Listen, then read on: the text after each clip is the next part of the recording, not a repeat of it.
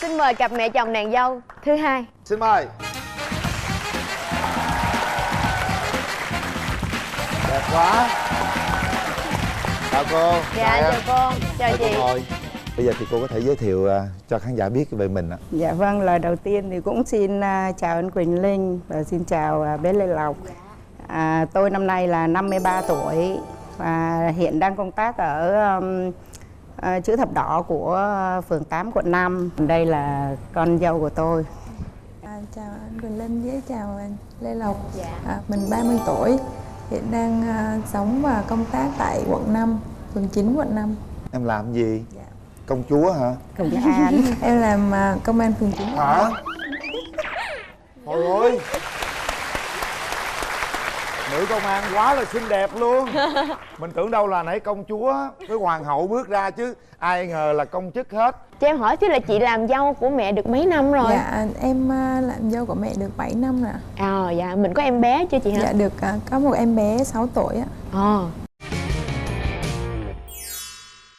Cái ngày đầu tiên mà cô gặp con dâu tương lai á, cô cảm giác thế nào cô?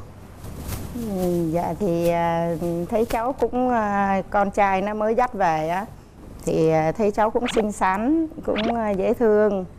Có điều nhà cháu thì ở hơi xa quá thôi. Xa là ở đâu? Dạ ở Đắk Lắk ạ. Mà mẹ thì say xe, thì bảo là thế mày yêu ở trên xa quá, vậy thì mai mốt rồi đi đám cưới thì sao? Thì nó bảo là thì bây giờ con yêu rồi thì biết sao được. Cô có thích điểm gì mà không thích điểm gì cô dâu tương lai ngay lần đầu tiên gặp mặt? Cháu thì cũng về thì không có chê được cháu nhiều. Nhưng mà có lần đầu tiên cháu đến nhà là thấy ăn cơm xong thì mới ra rửa chén. Thì mới bảo là thôi cháu đứng lên đi rồi để cô rửa cho. Thế là cháu cũng đứng lên luôn. Đứng chứ, đâu dám cãi đâu. Lúc mà kêu ăn nữa ăn luôn á. Chị có nhớ cái ấn tượng đầu tiên khi chị gặp mẹ chồng tương lai không? Em thấy mẹ cũng vui vẻ. Dạ. Vui vẻ thì nói chuyện cũng hay, nói chuyện vui á. Trong lòng thì cũng cảm thấy hơi sợ, thì không biết là mẹ vui vậy nhưng mà không biết là sau đó thì có khó tính hay như thế nào không thì mình cũng chưa sống nên cũng không biết được. Nhưng mà lý do cô sợ đường xá xa xôi sao mà cưới sớm vậy? Một hôm á là các cháu nó quen cũng được mấy tháng. Thôi quen lâu quá hả? Xong rồi không phải mấy tháng rồi đó hả? Nó quen nhau mấy tháng. Thì tụi nó học ở trên trường mà, thì là con của cô ấy là ra trường trước 1 năm. Nên là bé này thì lại phải học sau 1 năm. Cháu học xong rồi thì cháu đi lên Đắk Lắk cháu làm. Thế là con trai mới buổi sáng sớm thấy nó điện về, nó bảo là mẹ ơi con ở trên Đắk Lắk rồi. Cứ xong bảo chết vậy con đi bằng cái gì? Nó bảo con đi xe máy. Thế là nó mới kể ra, nó kêu là nó đi lạc vô trong cái biên giới á.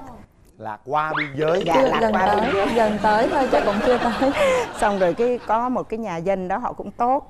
Thế là họ cho vào nghỉ mà bị sụt ổ gà. Cái xe rim Thái á, mà cong niềng luôn. Thế là hai vợ chồng mới sợ quá, mới bảo chứ thôi kiểu này chắc phải cho nó cưới sớm. Chứ nếu mà không cho nó cưới sớm mà con mình nó cứ đi như thế này thì có mà mất con. Vừa mất con mà vừa mất xe nữa. Mất xe thì không sợ nhưng mà sợ mất con. Tức là lo cho con quá ha. Thành ra cưới sớm. Dạ, khi mà về ở chung nhà vậy á thì mình có những điểm gì hợp nhau hả cô với chị hả? Em thì em thấy mẹ vui vẻ thì em cũng nghĩ là thôi mẹ thì mẹ nào cũng là mẹ. Và mẹ đẻ hay là mẹ chồng thì cũng là mẹ chung thôi.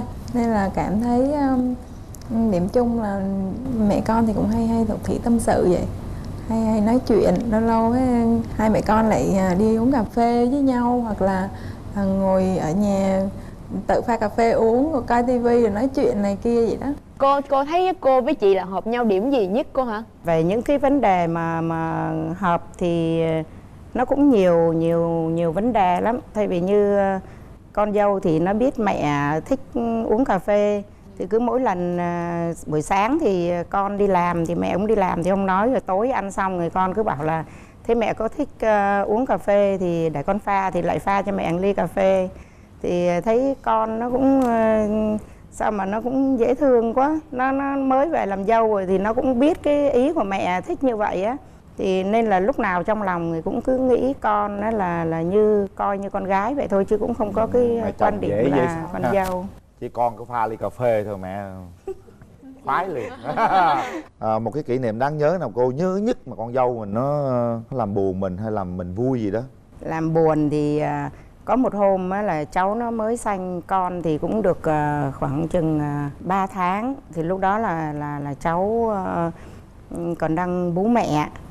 Thế thì hôm bữa là vào ngày Tết á, thì cháu mới bảo là thôi để đi lên biếu quà cho bác. Thế hai vợ chồng nó đi thì mới bảo là thế con đi nhanh nhanh lên rồi con về nhé, chứ không có ở nhà là em nó khóc tội nghiệp nó. Thế nó đi đến 11 giờ đêm. Nó đi đến 11 giờ đêm mà ở nhà thằng nhỏ thì khóc quá trời, mà nó lúc đó lại chưa có cho tập cho nó uống sữa ngoài nên là nó không có uống. Thế mới gọi điện thoại thì nó cứ bảo là con đang về mẹ, con đang về mà sao mà đang về mà sao thấy con thì nhà khóc, bà thì sốt cả ruột, ba khóc cháu khóc. Thế thì về đến 11 giờ hai vợ chồng mới về. Thì lại đâu có phải là đi xuống nhà bác không đâu, xong là xuống gặp bạn, thế là đi nhậu luôn. Về cũng bực mình lắm, thì cũng có la kêu là con á, là mai mốt á, là không có được như vậy. Thay vì như con đi á, con nó không còn bố mẹ thì con đi chừng nào con về cũng được. Còn nếu mà con nó đang bố mẹ thì mình phải tranh thủ mà về để con nó khóc tội nghiệp nó chứ. Thì con dâu nó cũng biết nó sai thì nó không có nói gì hết, thì nó cũng dạ vậy thôi. Lúc la đó em thấy buồn không? Dạ thì mẹ la thì mình cũng biết mình sai rồi, mình im lặng thôi chứ mình mà có buồn không? Thì cũng buồn vì bị mẹ la. Buồn vì bị la nhưng mà dám giờ cũng còn buồn đó mà không dám nói á. Buồn vì bị la thôi, chứ còn sau đó thì em cũng nghĩ là mình sai nên là sao cũng vui vẻ bình thường thôi ạ. Nhưng cái khó nè, cách sống của mình nó khó, với mẹ chồng hợp nhau rồi đó. Nhưng còn cô em gái đúng không? Dạ. Cô em gái mới là tác nhân đôi khi giữa chị dâu hả? Chị dâu với em chồng đó, nó cũng có nhiều căng thẳng. Có bao giờ cô có phải giải quyết cái chuyện khó xử giữa hai chị em với nhau không? Em gái thì nó cũng rất là tâm lý, nó sống cũng thoáng lắm, nhưng mà chỉ có điều là lười làm, lười lắm. Nó thấy chị nó từ khi mà chưa có chị về thì nó cũng dựa cho mẹ, mà tới khi mà có chị về rồi ấy, thì những cái gì ấy là cũng dựa cho chị. Nhưng mà được cái chị ấy thì chị không có nhỏ nhen, như là em làm thì làm, không làm thì chị làm, chứ hai chị em không có làm ra chứ. Trời ơi, mình về cái gì cũng để cho mình hết trơn chứ. Không thì trong khi đó thì nhưng mà thấy con gái mình như vậy á thì không hẳn là để cho con dâu làm, nên là mình cũng phải làm. Những cái gì mình cảm thấy mình làm được thì mình vẫn phải làm. Như mình về trước thì mình lau nhà, hay là mình con về thì tắm rửa cho cháu, rồi cho con ăn, rồi mình nấu cơm, đại thể là như vậy. Nói chung là hai mẹ con là người làm việc này, người làm việc kia, chứ không có phải là... Cái đó là cô nói thôi, nhưng thực chất ở đây cũng có đôi khi người ta gọi là tính cam chịu phụ nữ đó. Về mình đã đi làm mệt về mà cô em gái ngồi chơi game gì, lau nhà của mình nhìn cũng khó chịu chứ, nấu cơm của mình, dọn dẹp của mình, có khó chịu không? Nói thiệt đi. Đôi khi thì cũng cảm thấy hơi khó chịu trong bản thân, nhưng mà em thì giống như là em gái thì em cũng coi giống như em của mình thôi ạ. Em gái của mình nên là thôi em làm thì mình cũng làm thôi, mình là chị mà. Chị thì mình cứ làm, thì em thấy vậy thì đôi khi em nó cũng làm chứ cũng không phải là đôi khi thấy vậy để làm luôn. Thôi, hai đứa nó là công an, tụi nó có ghen gì không? Nói về không ghen thì cũng không đúng. Lấy vợ đẹp như thế này mà không ghen thì cũng không đúng, mà cũng ghen thì cũng có, nhưng mà các cháu nó ghen có văn hóa nên mình cũng ít thấy lắm. Ghen văn hóa là sao thôi? Như là vợ chồng nó đóng cửa nó bảo nhau trong nhà, nói nhỏ nhẹ hả? Đúng rồi. Tại con dâu thì hồi nào giờ nó thì không bao giờ nó to tiếng với ai hết á, nên là nó nói cái gì nó nói nhỏ xíu à. Có cái gì hai vợ chồng cũng vô trong phòng á, rồi hay là đi ra quán cà phê rồi nói, chứ bố mẹ cũng chả nghe thấy gì. Nhưng vậy mà sao cô biết nó ghen? Thì thấy nhiều khi thấy khuôn mặt con nó buồn thì cũng biết. thì cũng đoán ra như vậy. Đoán là ghen đúng không? Đúng rồi, thì đoán thì hỏi thì kêu là chồng đi nhậu đi chơi vậy đó. Nhậu với con gái hả? Dạ không, thì giống như là đi thì không biết đi đâu, nên là thì có những cái công việc thì mình làm sao mà hỏi kỹ Công an mà sao được. ghen được? Nói thì ghen. Dạ ghen Anh thì nghĩ mới chắc- thương ạ, ghen Hả? thì mới thương. Ghen mới thương đúng không? Dạ. Nói chung là cặp mẹ chồng nàng dâu này rất là dễ thương. Hình như những cái mâu thuẫn xung quanh nó rất là nhỏ, nó nhẹ nhàng thôi. Giống như tính cách vậy, một người rất là vui, một người rất là trầm và dễ thương. Một con dâu thế này không thương cũng uổng đúng không? Dạ. Phải thương thôi. Vấn đề là nhiều khi là con trai phải ghen ngược lại nữa là đúng đó. Cô có mong muốn điều gì ở con dâu của mình hay không và ngược lại? Thì cũng bây giờ cháu nó thì hai cháu nó còn đang học đại học, nên là cái cũng chỉ mong cho cháu là làm sao mà cố gắng để mà học hành để cho tới nơi tới chốn, rồi xong thì cái công việc thì cháu là vừa học vừa làm, nên là đôi khi nó cũng vất vả. Thì thôi nếu mà mẹ có cái gì mà không phải ấy, thì con cứ chia sẻ để mẹ con được gần gũi nhau hơn. Dạ còn với chị? Em thì thôi mẹ cứ trẻ khỏe mãi như vậy để sống với gia đình luôn hạnh phúc là được rồi, chứ em cũng không có mong muốn gì hơn nữa.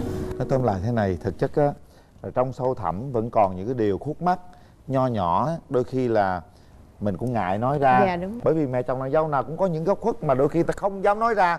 Mà chương trình này nhằm mục đích là phải nói ra để hiểu nhau nhiều hơn. Có thể đến đây chúng ta không nói được, nhưng mà chút xíu về uống cà phê mình nói luôn. Thôi thì cũng cảm ơn hai mẹ con rất là nhiều. Hôm nay ai cũng đẹp cả, một câu chuyện cũng nhẹ nhàng dễ thương. Hy vọng rằng chúng ta sẽ hiểu nhau nhiều hơn, yêu thương nhiều hơn, trở thành những người phụ nữ tuyệt vời nhất trong gia đình. Dạ, cảm ơn anh Quỳnh Linh. Cảm ơn. Cảm ơn cô rất nhiều. Rồi, cảm ơn em. Hai mẹ chồng nàng dâu ôm nhau cái nào. Mình nói gì với nhau đi nào, hứa với nhau sắp tới mình sẽ như thế nào. Sắp Đấy. tới á là cuối năm á, có học xong thì phải sanh thêm một bé nữa để cho mẹ còn trẻ mẹ lo cho được. Trong thời gian tới thì cũng mong mẹ luôn khỏe mạnh để sống với chúng con mãi để hạnh phúc, để gia đình mình hạnh phúc. Cảm ơn con. Gửi tặng một món quà kỷ niệm. Mong rằng khi chúng ta xem trình ta nhớ Quỳnh Linh Lê Lộc nha. Rồi một kỷ niệm của chương trình mẹ chồng nàng dâu. Chúc gia đình mạnh khỏe, hạnh phúc và luôn luôn thành công trong cuộc sống. Dạ, chương trình có phần quà dành cho cô và chị. Đây là Natto Enzyme ngăn ngừa tai biến đột quỵ, nguyên liệu từ Nhật Bản. Còn đây phần quà dành cho chị là Nattogen giải độc gan và tăng cường chức năng gan. Cảm ơn cô và chị đã đến với chương trình. Cảm ơn chị Linh, cảm ơn. Hôm nay hai câu chuyện của hai gia đình rất là dễ thương. Nó cũng không có gì nó căng thẳng lắm, nhưng mà chắc chắn nó có những cái điều rất là nhỏ, nhưng nếu chúng ta không chăm sóc, không hiểu được đó, nhỏ càng ngày nó càng lớn thì hết sức nguy hiểm. Cảm ơn quý vị và các bạn quan tâm theo dõi chương trình Mẹ chồng nàng dâu. Còn bây giờ Lê Lộc và Quỳnh Linh xin chào tạm biệt và Hẹn gặp lại.